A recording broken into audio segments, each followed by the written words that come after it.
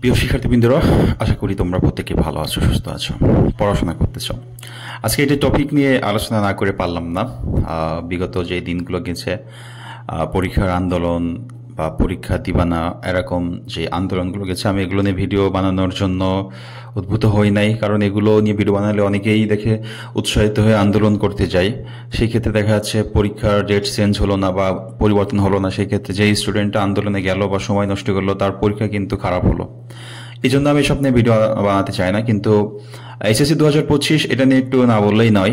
SSC 2025 নিয়ে শিক্ষার্থীরা routine দেওয়ার পর থেকেই মোটামুটি টুকিটাকি আন্দোলন করেছিল, এখনো করতেছে। তো আজকে শহীদ মিনারে যে নোটিশটা আর কি, যে এটা দেখলাম, শহীদ মিনার হচ্ছে এসএসসি পরীক্ষার্থীরা আন্দোলন করেছে, অসহযোগ আন্দোলনের ডাক দিয়েছে। একটু যদি দেখি, দুটা দাবি নিয়ে আন্দোলন ডাক দেয় শিক্ষার্থীরা। দুটো দাবি হলো, পরীক্ষা 1 মাস পিছাইতে হবে এবং সব পরীক্ষার 3 থেকে 4 দিন করে বন্ধ দিতে হবে।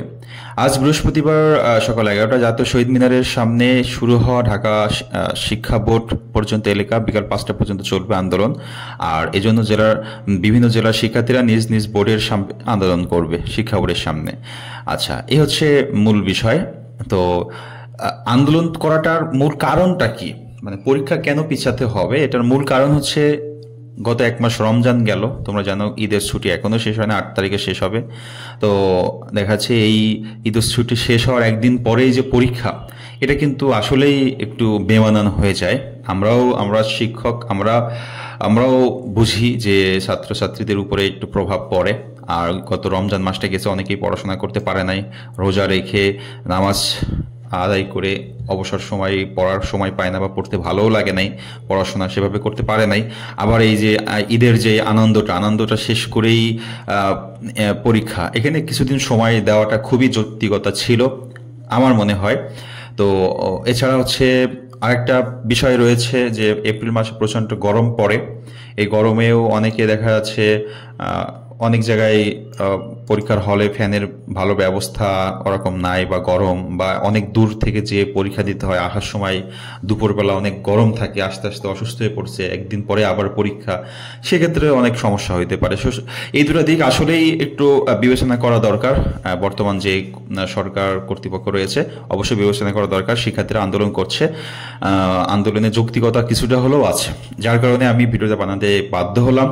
যাই হোক, শিক্ষার্থী আপনারা আন্দোলন করবেন, যাই করবেন অবশ্যই নিজের জন্য করবেন, নিজের ভালোর জন্য করবেন, আপনাদের জন্য। তো এরপরে কি আপডেট আসে শিক্ষা বোর্ড থেকে বা মন্ত্রণালয় থেকে, কি আপডেট আসে, আসার সাথে সাথে আমি তোমাদের মাঝে আলোচনা করব, কোনো সমস্যা নাই। তোমাদের মনে চায় যে এটা আন্দোলন করা উচিত, অবশ্যই আন্দোলন করবে। যে তোমাদের মনে চাচ্ছে না আন্দোলন করার দরকার নেই, পরীক্ষাটা দিই, তোমাদের যেটা ভালো লাগছে সেটা করবে। এই হচ্ছে আমার এসএসসি 2025 নিয়ে আন্দোলন। আর এখনো তোমরা অনেকে গুজব ছড়াচ্ছে, রটাচ্ছে যে এসএসসি পরীক্ষা পিছিয়ে গিয়েছে বা পিছানো হয়েছে, এভাবে বিভিন্ন চ্যানেল, বিভিন্ন মাধ্যমে এভাবে গুজব রটাচ্ছে। তো এসএসসি পরীক্ষা 2025 কিন্তু 10 তারিখে এখনো বলবৎ রয়েছে। বোর্ড কর্তৃপক্ষ বা শিক্ষা মন্ত্রণালয় এখনো কিন্তু কোনো নোটিশ প্রদান করে নাই। সেই ক্ষেত্রে এসএসসি পরীক্ষা পিছানো হয়েছে এমনটা কিছু মনে করো না। আন্দোলন চলছে, ছাত্রছাত্রী আন্দোলন ডাক দিয়েছে, অসহযোগ আন্দোলন। হ্যাঁ, তো এই হচ্ছে সর্বশেষ আপডেট। শিক্ষার্থীবৃন্দ, আশা করি বিষয়টা বুঝতে পেরেছে। সবাই ভালো থাকবে, সুস্থ থাকবে, আন্দোলন করবে, যাই করবে, পড়াশোনা কিন্তু চালিয়ে যেতেই হবে। পরীক্ষা পিছালেও কিন্তু বেশি দিন হয়তো পিছাতে নাও পারে, আর না পিছানোর সম্ভাবনা বেশি। সবাই ভালো থাকো, সুস্থ থাকো, আল্লাহ হাফেজ।